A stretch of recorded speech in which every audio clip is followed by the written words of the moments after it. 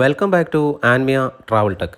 ഇന്നത്തെ എൻ്റെ യാത്ര നീലഗിരി ജില്ലയിലെ ദേവാലയക്കടുത്തുള്ള ഒരു കിടിലം സ്പോട്ടിലേക്കാണ്.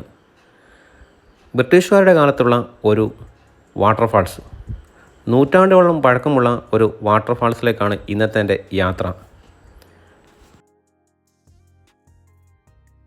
അധിക സഞ്ചാരികളാരും എത്താത്ത ഒരിടം. നിരവധി വാട്ടർഫാൾസുകൾ ഇപ്പോൾ തന്നെ ഞാൻ എൻ്റെ യൂട്യൂബ് ചാനലിലൂടെ നിങ്ങൾക്ക് മുമ്പിൽ അവതരിപ്പിച്ചിട്ടുണ്ടല്ലോ. കോഴിക്കോട് ജില്ലയിലുള്ള ഒരു 6-7ഓളം വാട്ടർഫാൾസുകൾ. എന്നാൽ ഇത് തികച്ചും ഒരു വ്യത്യസ്തമായ ഒരു അനുഭവമായിരിക്കും എന്ന് എനിക്ക് തോന്നുന്നുണ്ട്. ബ്രിട്ടീഷുകാരുടെ കാലത്ത് അവർ സ്വർണ്ണഖനനത്തിനായി ഉപയോഗിച്ചിരുന്ന ഒരിടം പിന്നീട് അത് വാട്ടർഫാൾസാക്കി അവർ മാറ്റി. ദേവാല ടൗണിനടുത്ത് തന്നെയാണ് ഇത് സ്ഥിതി ചെയ്യുന്നത്. ഇന്നത്തെ എൻ്റെ സഹയാത്രികൻ എന്ന് പറയുന്നത് സ്റ്റെഫിൻ മനോവ എന്ന് പറയുന്ന സുഹൃത്ത് തന്നെയാണ്.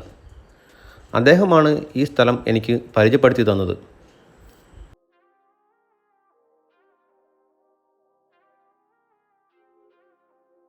ഈ വാട്ടർഫാൾസിലേക്ക് അധികം ആരും എത്താറില്ല. അതിൻ്റെ പ്രധാന കാരണം എന്ന് പറയുന്നത് വന്യജീവി തന്നെയാണ്. സദാസമയങ്ങളിലും ഈ റോഡുകളെല്ലാം വന്യജീവി വിഹരിക്കുന്നു. കൂടുതലും ആന തന്നെയാണ് പ്രശ്നക്കാരൻ. പകൽ സമയങ്ങളിൽ പോലും റോഡിൻ്റെ ഇരുവശങ്ങളിലും കാണാം.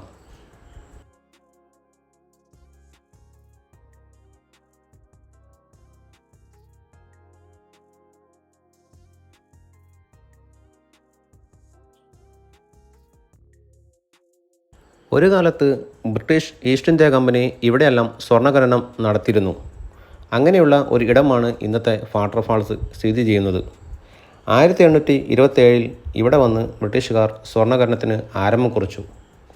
പിന്നീട് നിരവധി സ്വർണം ഇവിടുന്ന് കയറ്റിക്കൊണ്ടുപോയി. ക്രമേണ അതൊരു വാട്ടർഫാൾസാക്കി അവർ മാറ്റി. കാരണം അവിടെ ഖനനത്തിന് വന്നവർക്ക് വേണ്ടി കുളിക്കുവാനുള്ള സൗകര്യത്തിന് വേണ്ടിയായിരിക്കാം എന്ന് വിചാരിക്കുന്നു.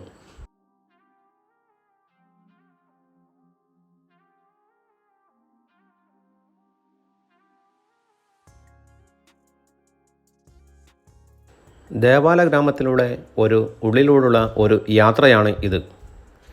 തികച്ചും പ്രകൃതിയോട് ഇണങ്ങിയിരിക്കുന്ന വഴികൾ. ഇരുവശങ്ങളിലും പച്ചപ്പിനാൽ നിറഞ്ഞിരിക്കുന്നു. ഇന്ന് അല്പം തെളിഞ്ഞ കാലാവസ്ഥയായതുകൊണ്ടാണ് മഞ്ഞില്ലാത്തത്. എന്നാൽ ഒട്ടുമിക്ക ദിവസങ്ങളിലും രാവിലെയെല്ലാം കോടമഞ്ഞ് വന്ന് മൂടുന്ന ഒരിടം.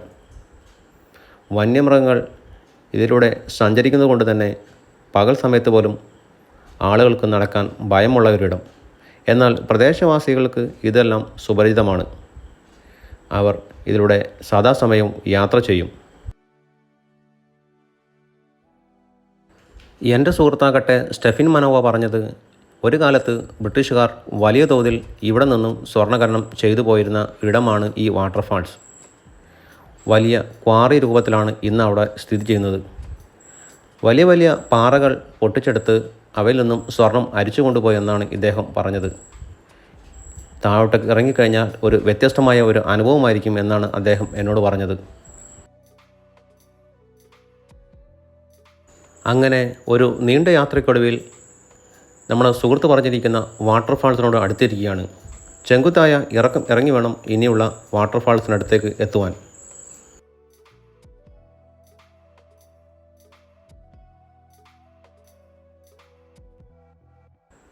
താഴോട്ടേക്ക് ഇറങ്ങും തോറും അദ്ദേഹം ഒരു വ്യത്യസ്തമായ കാര്യം എന്നോട് പറഞ്ഞിരുന്നു.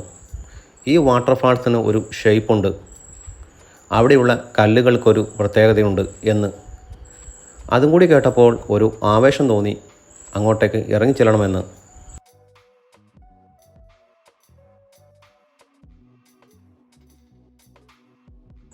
അല്പം ദുഷ്കരമാണ് ഈ താഴോട്ടേക്കുള്ള യാത്ര. എന്നിരുന്നാലും ഒരു കാലത്ത് ബ്രിട്ടീഷുകാർ ഈ പാതയിലൂടെ ആയിരിക്കാം സ്വർണം മുകളിലേക്ക് എത്തിച്ചിരിക്കുന്നത് എന്നാണ് എനിക്ക് തോന്നുന്നത്. ഒരു നീണ്ട യാത്രക്കൊടുവിൽ വാട്ടർഫാൾസിനോട് അരികെ എത്തിയിരിക്കുന്നു ഞാൻ. ഇതാണ് അദ്ദേഹം പറഞ്ഞ വാട്ടർഫാൾസ്. ഒരു കാലത്ത് വലിയ തോതിൽ ഖനനം നടത്തിയിരുന്ന ഒരു ഇടമായിരുന്നു.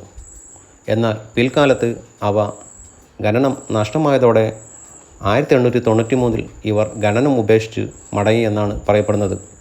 ഇവിടെയുള്ള കല്ലുകൾക്ക് ഒരു പ്രത്യേക ഷേപ്പുമുണ്ട്. കൂടാതെ ചില പാറകൾക്ക് സ്വർണത്തിൻ്റെ നിറവുമുണ്ട്. നിരവധി ആളുകൾ ഇന്നും ഇവിടെ വന്ന് അരിച്ചെടുത്ത് കൊണ്ടുപോകാറുണ്ട് സ്വർണം.